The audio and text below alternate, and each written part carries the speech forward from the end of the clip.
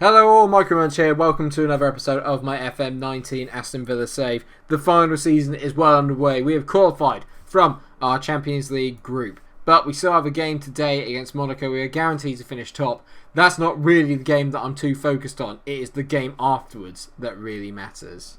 And that game is against Manchester City, and they are top of the table. Not nearby rivals Manchester United, because they recently spanked United 4-1 at the Etihad Stadium, and we are not too far behind them. 2 points in actual fact, and only one behind United, so there will be no unbeaten team in this year's Premier League. Obviously United didn't finish unbeaten last year, but there will be no massive unbeaten run until like 34 games in, or whatever the hell it was. It is so tight. Tottenham are just behind us, so are Chelsea. They both got 34 points. We've got 36. United on 37. City on 38. Even Liverpool on 31 are only 7 points off the top. And there have only been 16 games played. It is going to be a very tight season. And you can tell that actually the league now is a lot more competitive than it was last year. Back to the schedule, and since the last time we met, we've gone on a very decent run of form. Only two non-wins, if you like, in that. Annoyingly, a damaging 2-0 defeat to Cardiff in the Premier League away in Wales was very damaging. But we did bounce back very well and beat Tottenham 1-0 at Villa Park, which was a crucial result. Since then, we've also drew 0-0 with Wolves. So dropping points away in the Premier League is not great. And obviously, with the trip to the Etihad in today's episode, I'm a little bit tentative. But before that, we do host Monaco in the Champions League, and because we have already qualified from the group, it's time to put out the second string. Well, almost the second string. We have to play the two wingers because we're having a bit of an injury. Not crisis, but we've got some very unfortunate ones. One to Anthony Martial, who is currently rehabilitating at the moment. Hopefully he will be back full training in time for the City game. And Mick McWilliams, a very damaging one. He is out for another 2 weeks. So, at the moment, it's up to Timo Forsters and Glenn Hazel to get us the goals. And Forsters will make the lineup today, along with Christensen and goal, Fila, Mai, Zagadou and MikeRo, so Markovic gets a rest. Miguel will partner up with Leon Goretzka in the middle of the park. Then it's Diaby, Matisiak, Gaitan in behind Forsters, who leads the line up front. Like I said, we've already qualified. This is more just to give the second squad a bit of a go, and also to give our first team a bit of a rest. Their main man is Andrea Bellotti up front. He's obviously a very decent player, and they've got a good player here in Matías Gonzalez. Looks very good at 24 years old. Pretty much almost like the ultimate midfielder. His technicals could use a little bit of work, but mentally and physically he's incredibly good. Not quite Antonin Vile good, but still good.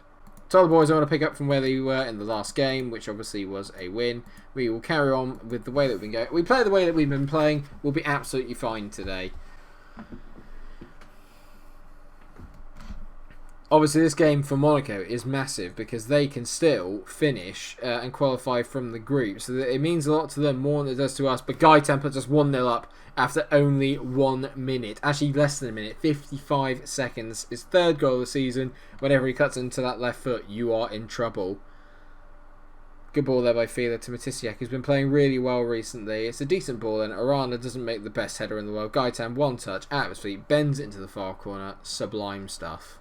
As I was saying, Monaco can actually still qualify from this. It's down to Real Madrid v Krasnodar. If Real Madrid win that game, they will qualify with us. If they don't, then Monaco will go through. I'd rather Monaco won, so in a way, I'm kind of hoping that we do draw or lose this game, and then Monaco can obviously go through, just from looking at the later rounds point of view. But we did beat Real Madrid at Villa Park, so at the end of the day we have shown that we can beat them, and we were unlucky to lose to them in the Bernabeu as well. So I think we are a slightly better team than Real Madrid, which I never thought I'd be able to say on this save. There's a lot of head tennis going on here as Penedo gets on the ball now, drifting forward, decent block there to Richarlison. Samiri on the ball, back to Richarlison. He played quite well when we went away to France, Richarlison, and he's scored a wonderful goal there. It's his 9th of the season. Obviously in very good form so far, and it's 1-1, which is a bit disappointing, but at the same time, like I said, if we do lose, it means that Monaco go through and we still win the group. So actually, with an eye on the later fixtures in the tournament, I'm not too worried. It's a wonderful goal, to be fair. It's just poor defending. They're hitting it really long to the wings now. Richarlison takes the ball down again with great control, finds Bellotti in the middle, plays in Penado. If he'd scored, I wouldn't hold it against him. He's been very good so far, that man out on the left-hand side. I need to keep an eye on this boy. Who is he? Christian Penado. Yeah, I have to say, actually, he does it very good, to be fair. Gaitan whips in a free kick towards the back post. It's only gone as far as Diaby tees up Miguel. Miguel to Zagadou. Go wide again, mate. Miguel. Back to Zagadou. Out wide. Out wide.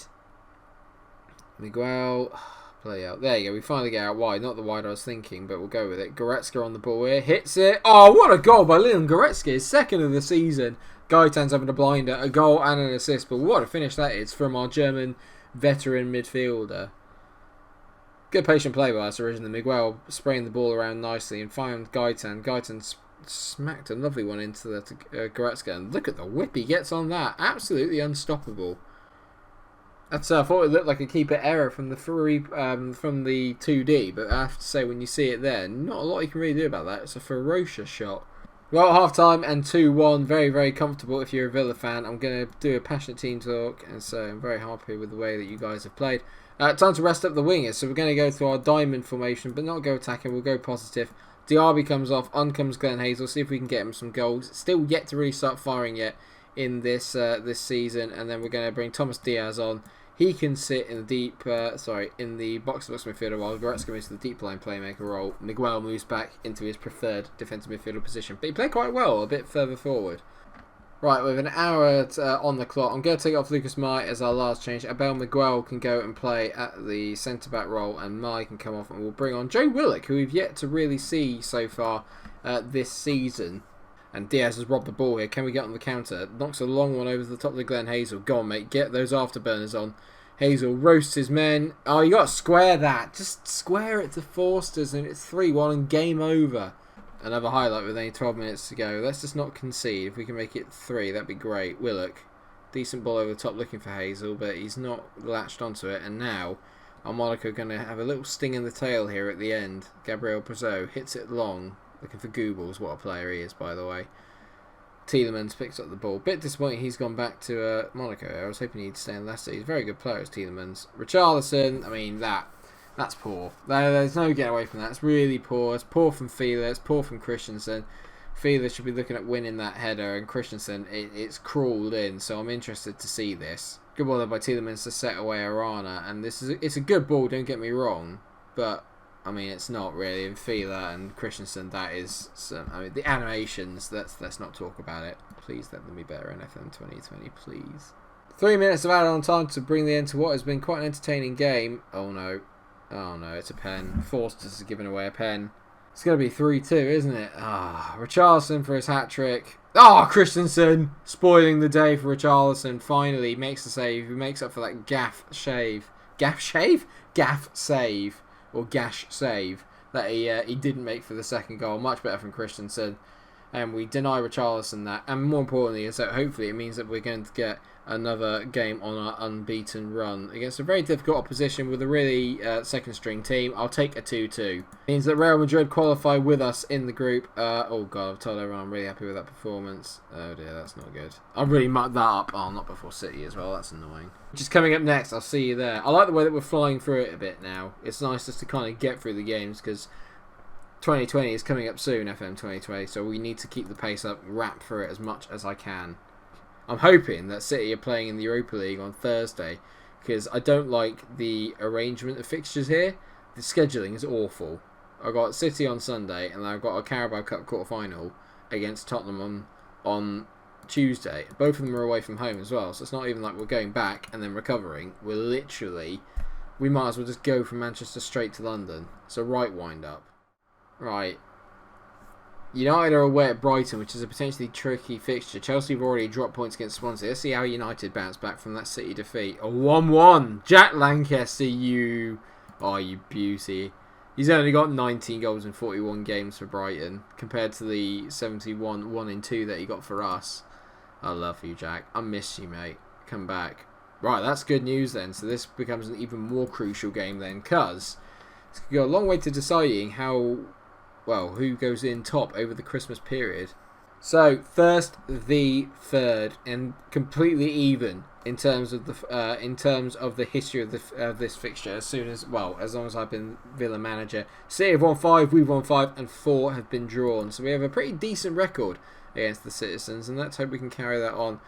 So it's back to the best first 11 I can get with all the injuries that we've got. Unfortunately, no Hassan, no Mick McWilliams, and even Leon Goretzka is carrying a bit of a flu. I mean, I can't do too much better than what we've got out there now. Christensen's in goal, couple of Markovic and MikeRo make up the back four. Then you've got Bentancur and Vile in the middle of the park, probably one of the best central midfielder partnerships in the league. They've got Martial on the left, who makes a return. Mora, who is in behind Glenn Hazel, and Gaitan, fresh off a man of the match performance, apart from the one with Richarlison. He was our man of the match against Monaco. He is going to be out on the right hand side. They've got a boy up front called David Baldry, and he is just phenomenal. He is like the French version of, well, another French version of Godfrey Poku. They've got Poku and Baldry up front, France. It's phenomenal. 16 goals in 44 games he's got for City, which is pretty decent. 79 in 211 altogether. But look at the attributes. It is crazy. Markovic is going to have an absolute blinder today. They've got a Rottweiler at the back. I like it. A draw would be good. It takes us level 1 points with United, or just one behind them. And more importantly is that it doesn't let City get too far away, and it keeps them within our sight. And the best thing is that Phil Foden's already had to go off, but they brought on Pellegrini, so it's not exactly the worst replacement in the world. I wonder how he feels about being dropped for David Baldry. That must hurt a little bit, considering Pellegrini's record is phenomenal. Good to see Ederson still there as well, long term, and they're still playing it out from the back as well. As Lewis Cook, one of my favourite players from the England camp, is in here. Now, back to Bentancur. We're applying a lot of pressure to City here. Vile.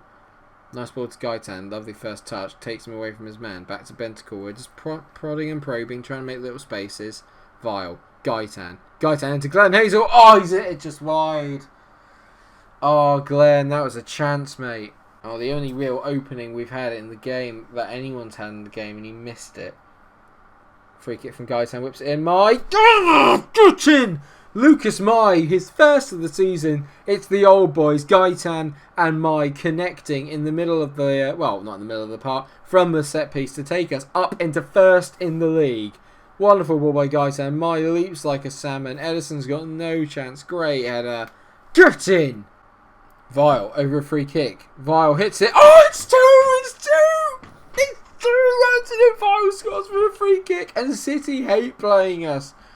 Oh, what a goal by Anthony Vile. He is the world-class player. I mean, that is the weirdest deflection you will ever see. But what a goal. I think it comes off Sterling. Get in! Come on. Magic. 2-0. Oh, don't throw it away from here, boys, please. We're going top of the table. Oh, no, here we go. The Porter on the ball, driving forward now. Brilliant tap by Vile. Playing Hazel. He does. Glenn, don't muck this up, mate. Glenn, he tees it to the back post.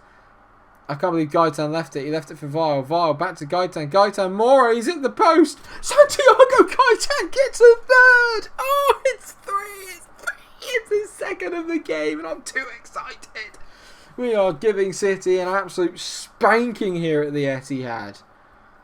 The European travels must have done it to them here. Gaitan, it's a good ball to Mora. Great effort, hits the post. And he's the first to react as Gaitan. He's in sensational form. 3 goals in 2 games in this episode.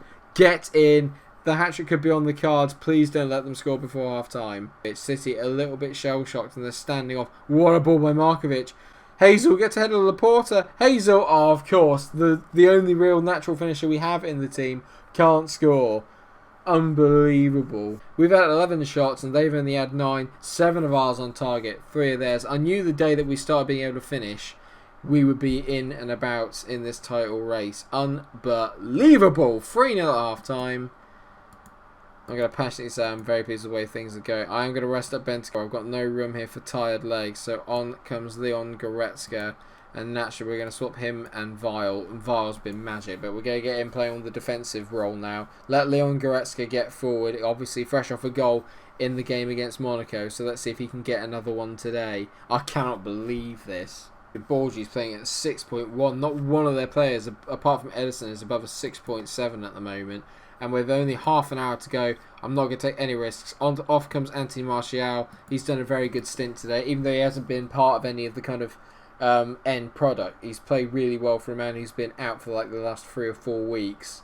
And on comes Moussa Diaby out on that left-hand side, just to give them a little bit more to think about. Kovacic on the ball. Stones. They're taking their time here, City, trying to probe and find a little gap. Rottweiler on the ball.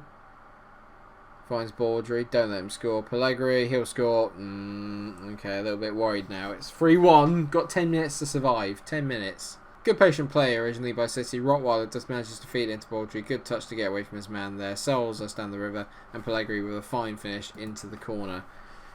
No more highlights, please. And there won't be any more highlights by the looks of things. 3 minutes of added on time and nearly up. And oh my god. Oh no. No. Kovacic hits it wide. And David Coote blows the whistle. A 3-1 win away at the Etihad. Well deserved as well. That first half performance did the business. Basically nothing happened in the second half. And I'm fine with that. What a win. What a win. And that takes us top of the league in the final season. And that is a statement of intent if I ever saw one. Get in!